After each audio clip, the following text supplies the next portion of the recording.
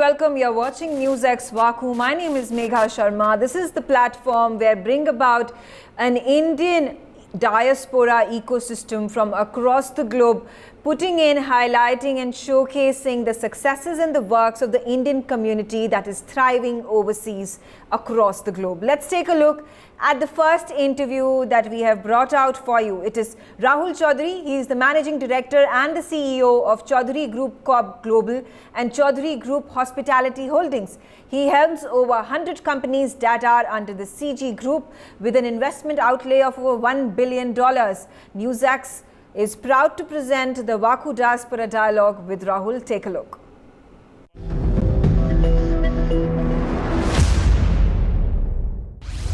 He is the Managing Director and CEO of Chaudhary Group Corp Global and Chaudhary Group Hospitality Holdings. Family is traditionally from Shekhawati in Rajasthan. He helms over 100 companies under the CG Group with an investment outlay of over $1 billion. India is a very important hub. We have various manufacturing facilities all across the country and in hospitality space as well. NewsX proudly presents the VaKu Diaspora dialogue with Rahul Chaudhary. Well, hello and welcome. You're watching NewsX VaKu. My name is Megha. Joining me on the broadcast is the Managing Director and CEO at CG Corp Global and CG Hospitality Holding.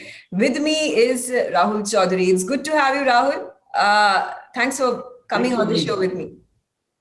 Thank you, Megha. I really didn't appreciate it. My first question for you, Rahul, is obviously the legacy that you, your family, your ancestors have built over the past several decades, and the journey that was taken from India to Nepal and now setting up the standards when it comes to the hospitality business, hospitality industry in this part of the region. No, it's been a very interesting journey, I must say.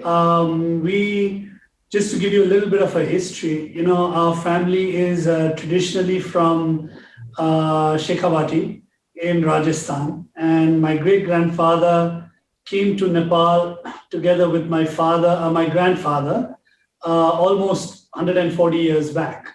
And the history began then, and our first inroads into Nepal was in the construction and textile field, actually.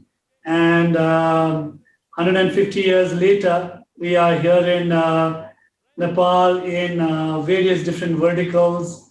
We have almost 15 different verticals within the group, over 10,000 employees spread across 40 different countries. And hospitality, yes, happens to be one of our core businesses with almost 150 hotels in 12 countries and 8,000 keys and still growing. So we've been in this industry for 2 decades now, but it's been a good journey. Yeah. I think it only becomes more interesting with COVID. I look at that as an immense opportunity as well. And we continue to grow, Megha. I know, having chatted with you in the past, you make several trips to India. There are businesses of yours that are located over here and doing fabulously well. Across the globe, you have set up verticals. You just mentioned about that. How is the future of CG hospitality looking like, keeping in mind the subcontinent, keeping in mind the various other continents that you're looking to expand at this time? Yes, India has always been a very, very important market for us. Starting from the point that all three of us, my 2 brothers and myself, we all went to school in Dehradun. We went to Doon. And thereafter, we set up our first businesses through YY, which is our flagship brand of noodles. We manufacture almost 2.5 billion packets a year and spread across, again, we send it to almost 40 countries. But India is a very important hub. We have various manufacturing facilities all across the country and in hospitality space as well. We are partners with the largest brand, as they call it, the leading brand, the strongest brand now, IHCL. Through the Taj brand, we have several properties with them in the safari space in India, and also with the second largest management company, which is Concept Hospitality, through whom we have almost 80 plus hotels in India. And in terms of our growth, the growth is focused in 4 different sectors. One is FMCG. Second is our financial services. The group also owns the largest bank in the private sector in Nepal. Third is telecom. Fourth is hospitality. These would be our focuses and focus areas. And our focus territories would be the emerging and frontier markets. We are very clear right from the beginning of our journey that we want to be in emerging and frontier markets because that's the kind of landscape we understand most. I mean, after having been through that sort of journey in Nepal itself, I guess we have been attuned to face those challenges in all of these emerging and frontier countries. Notwithstanding the fact that we are in some major countries as well, developed countries, but those are more strategic investments. So I hope this gives you some sort of perspective on where we are headed. Well, the perspective is definitely a really wide range and the horizons are high. So congratulations and all the best for that. I would like to talk to you about the kind of impact that Nepali culture, heritage, policy has had in you as an individual growing up over there, in terms of your business as well as personally, family-wise, and the idea behind choosing Nepal as your country where you would put up base and then expand to several other areas.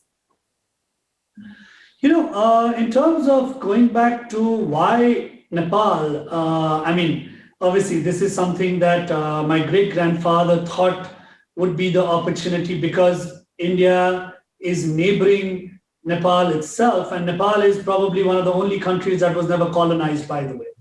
And Nepal has maintained its sovereignty, it's maintained its integrity in terms of being a nation by itself, and realizing its potential in resources and its sheer location between the two world powers. So I think that may have been the sheer reason where my great-grandfather thought the opportunities lie. And being a new market, and keep in mind that where we are Marwaris, and Marwaris are supposed to be one of the strongest business communities in the world. And all the business entrepreneurs who emerged from Rajasthan itself have gone all across the world. Now you may ask each of them questions why they have gone to those parts of the world, but obviously all of them saw opportunities.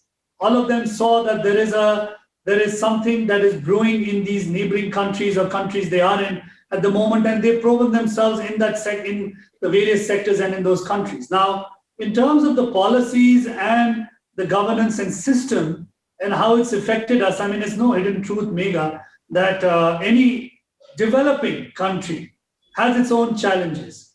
I mean, there are all frustrations when the systems are always ongoing and changing all the time. As I mentioned to you a little while back that, we just have a new government now.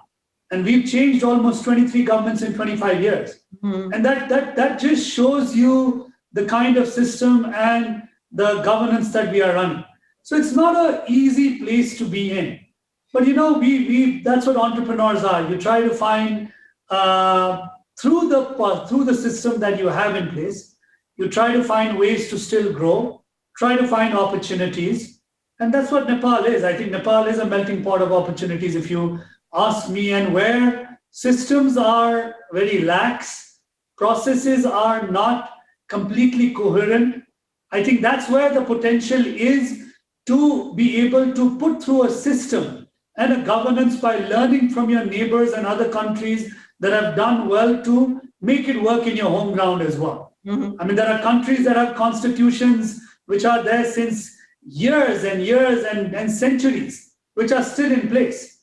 But ours is still, you can say it's still evolving. So I see an opportunity there also to be a part of the constitution framing and constitution amalgamation. Absolutely. On that note, I thank you, Rahul, for joining me on the broadcast and wish you all the very best for all these massive dreams and goals that you have yet to achieve. More power to you. And once again, wishing you all the best. And here's hoping to better, more cordial and more brotherly relations between India and Nepal in the future as well. Thank you so much, Megha, for this opportunity. It's always a pleasure to talk to you and to discuss the current state of affairs and how CG can play a small role in the larger growth of the subcontinent as well as Nepal and India's relationship. So thank you. Thank you. All right, next up is Dr. Nivi Manchanda.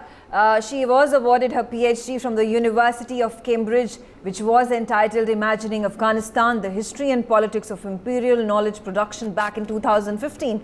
She's a lecturer at the Queen Mary University of London, and she is a researcher, she's an author, and she's an editor-in-chief of the journal Politics. Let's take a look at her story.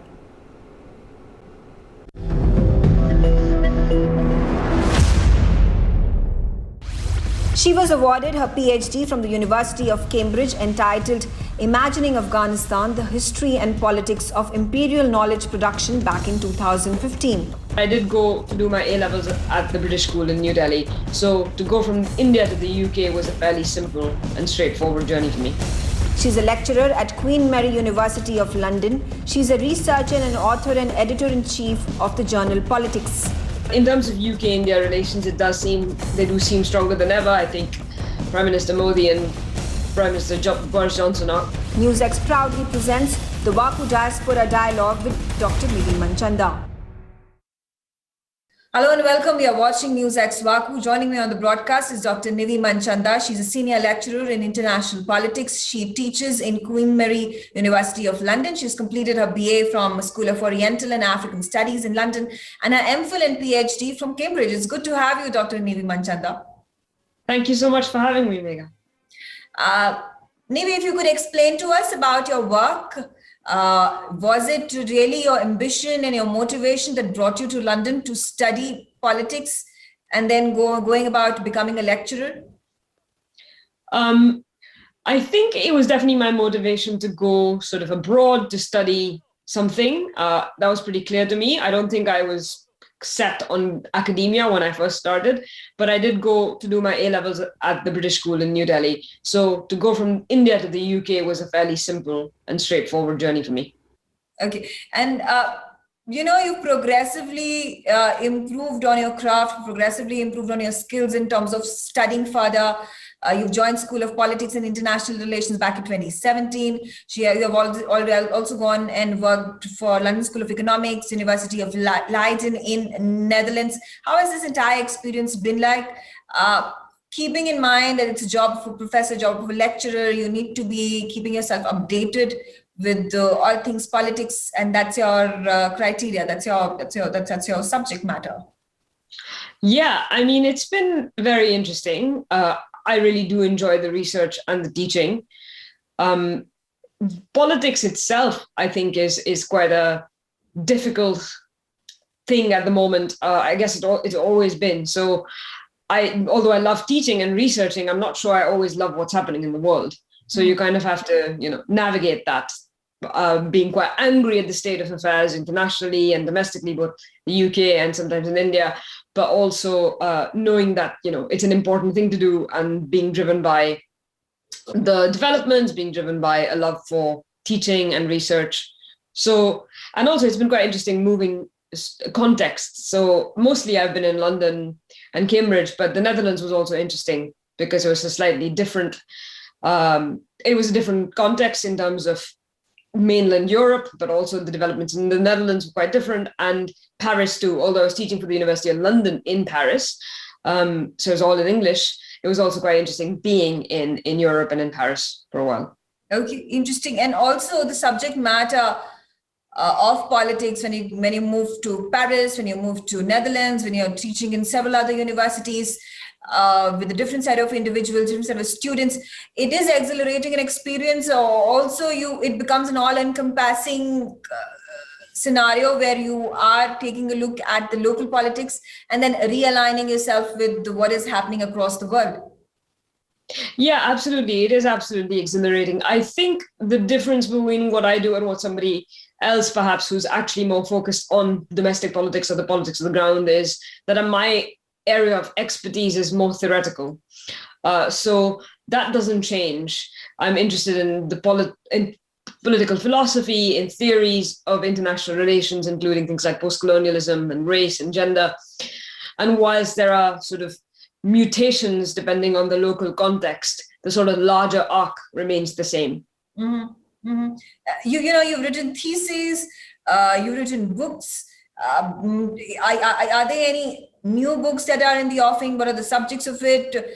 Very interesting to understand that the thesis that you had gone back written 2014 was imagining Afghanistan, the history and politics of imperial knowledge production. And this is a very topical subject at this point of time, keeping in mind the kind of situation and a conflict-like situation that has continued to prevail over there. Is that something that you would like to continue on from here on, maybe perhaps a second thesis or another book? Yeah, so like I said, the sort of conceptual stuff is something I'm working on continually. Imagining Afghanistan had a theoretical impetus, which was post-colonial studies, race studies, gender studies, which I'm continuing to work on, although I'm moving away from Afghanistan. So there's a different project, hopefully, which will culminate in a book. And I'm looking at borders now, borders through 4 different thinkers in 4 different parts of the world. And so, although it seems like quite a departure from my previous work, again, it is the theoretical, conceptual stuff that continues to drive me. It's interesting that you mentioned that you are focusing at this point of time on borders and how COVID-19 has virtually eradicated the concept of borders, spreading across the globe, hurting the economy as well as people when it comes to Europe, when it comes to United States, Australia. The pandemic has spread and we have been facing the repercussions of it in the past year and a half and more. What have your personal experiences been like during this sort of time? Yeah, so of course, on the one hand, COVID-19 recognizes no borders. On the other hand, borders have become more sort of physical and material than ever before. So countries have closed their borders in very overt sort of shows of strength, of nationalism, of whatever you might call it. So yes, the disease might not recognize the border, but the implications of that are often more borders rather than fewer borders. In terms of my own personal experience, it hasn't been terrible. My job has not been threatened. I've been able to work from home. I recently saw my parents after a very long time. I haven't been able to go to India since the beginning of last year. So that is obviously a bit of an issue. But on the whole, compared to most other people, I've been very fortunate. I haven't lost anybody, touch wood, that I'm close to. And I have been able to continue my life largely as normal. Obviously, we now teach online. There's no conferences. There's hardly any international travel. But apart from those things, and given the sort of experience of COVID-19 around the world, I've been very shielded from it. All right. Thank you so much, Dr. Nivi Manchanda, for joining me on the broadcast and sharing your thoughts and analysis of how it is like living in London, living in United Kingdom, and also throwing in a lot of perspective on the global situations that are being faced by India, by powerful nations across the world, and as we see a tectonic shift that has happened post-COVID era. Thank you so much for having me. All right. So next up is Arvind Mahajan. He's an associate dean for the graduate programs at the Texas A&M University in Texas. He has significant international work experience when it comes to the continents of Asia, Africa, Europe, and the Americas. Let's take a look at his story.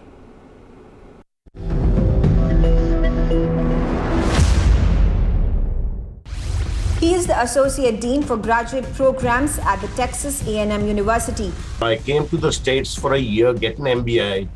Part of my family has been in the States for a very long period of time. He has significant international work experience in Asia, Africa, Europe, and the Americas. Travel to another country, not really to just learn about that country, which of course you will, but really to learn about your own country. NewsX proudly presents the VaKu Diaspora Dialogue with Arvind Mahajan.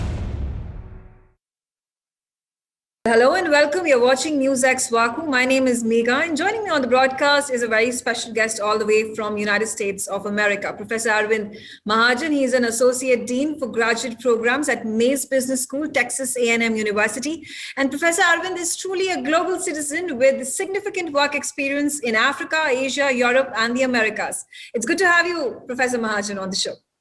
Thank you, Megha. I'm delighted to be on the show. Thank you.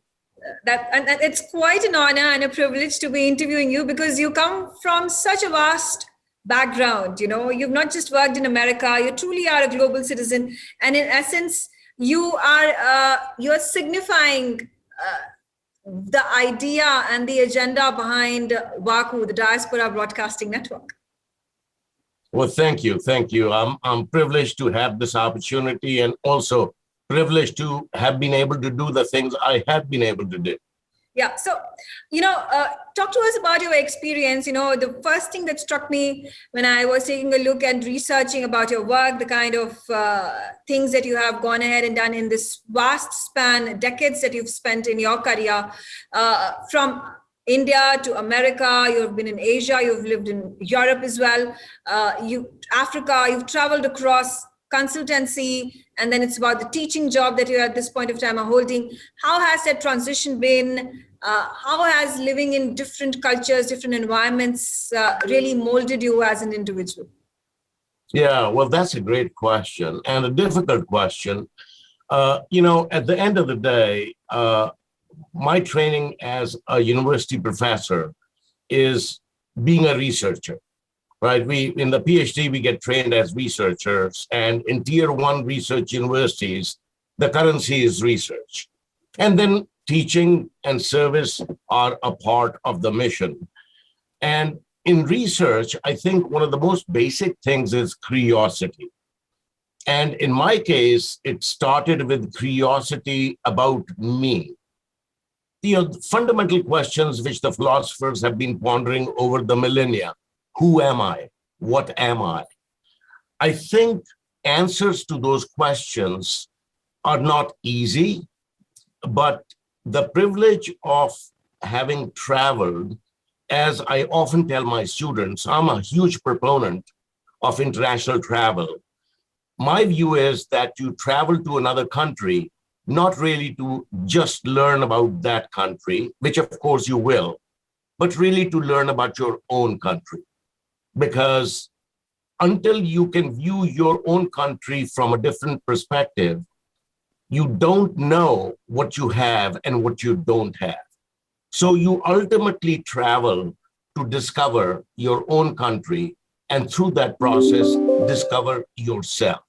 And that is how I have been affected by my travels, is a much richer understanding of myself, who I am, the country I reside in, and the country I came from, which is India. So I think this journey, while of course I have learned a lot about other countries, cultures, histories, geographies, philosophies, religions, food, art, music, etc., but from a most profound viewpoint, it has been discovery about myself and my immediate environment. That's a brilliant answer. You could not have put it in a better way. And it's good to have somebody with such a vast experience and talking about a global view and about the Indian culture and ethos and how that gets contrasted amidst all the cultures that you have been able to experience, you have been able to understand in close proximity. But also, Professor, talk to me about deciding to set up base in the United States of America. What motivated you to do that? You've studied over a year in India, traveled all the way to United States, did your further education over there, and what has kept you going in USA? Well, so, it's ironic because I'm a business school professor, and we talk about planning, strategy, etc. And my life has been exactly the opposite of that. There has been nothing planned. It has been a series of happenstances and things beyond my control, really, in a way. So I graduated from Hindu College in Delhi with a BCom honors. And our family had a printing publishing business, and I was being groomed to take it over. So I came to the States for a year, get an MBA. Part of my family has been in the States for a very long period of time, and my sister wanted someone here. So I came here for 1 year, get an MBA, and go back. And as I got my MBA, I discovered things which I had not discovered about myself when I was in India.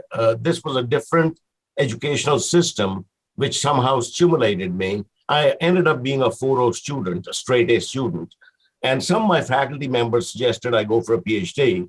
And I asked my father, who used to be a university professor, and he said, well, I need you in the business, but education trumps everything else. You have my blessings.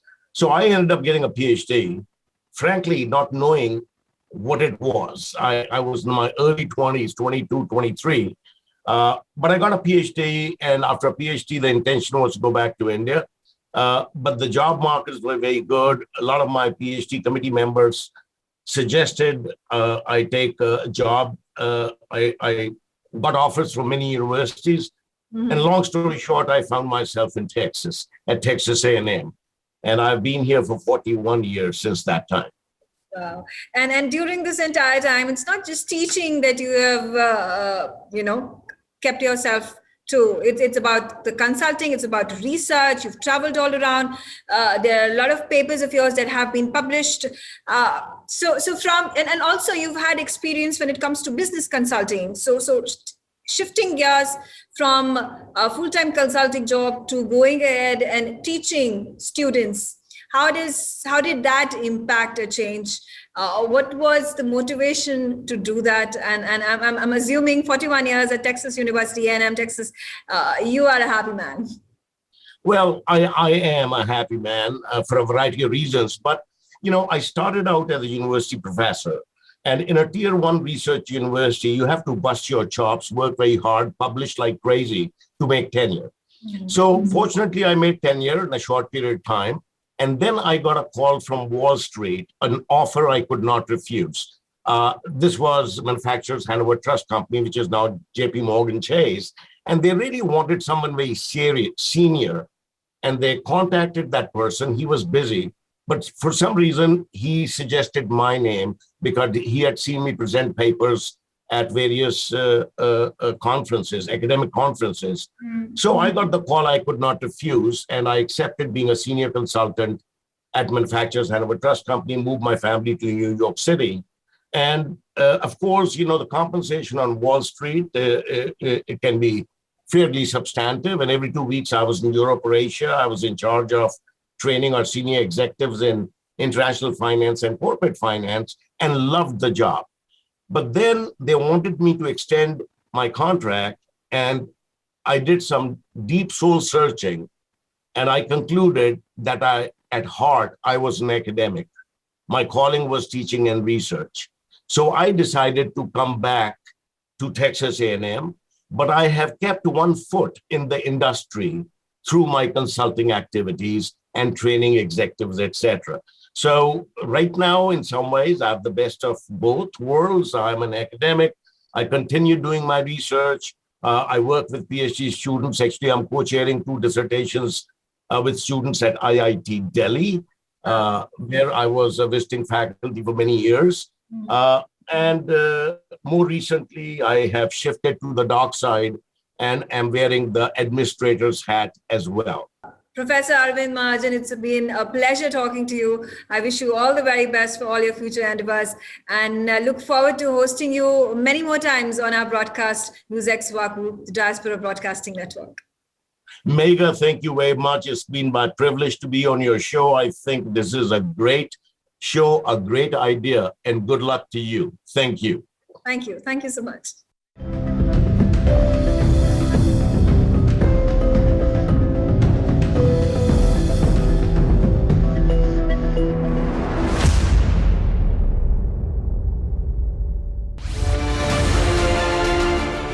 NewsX ITV network have proudly launched the VaKu Diaspora Broadcasting Network.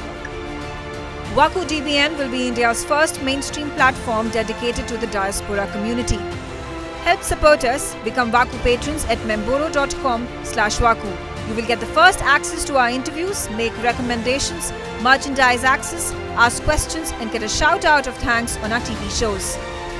You can also suggest to us who should get the VaKu Golden Chakra Awards, and also tell us who should get into the VaKu Hall of Fame. Limited memberships are available at 100 rupees per month on Memboro VaKu.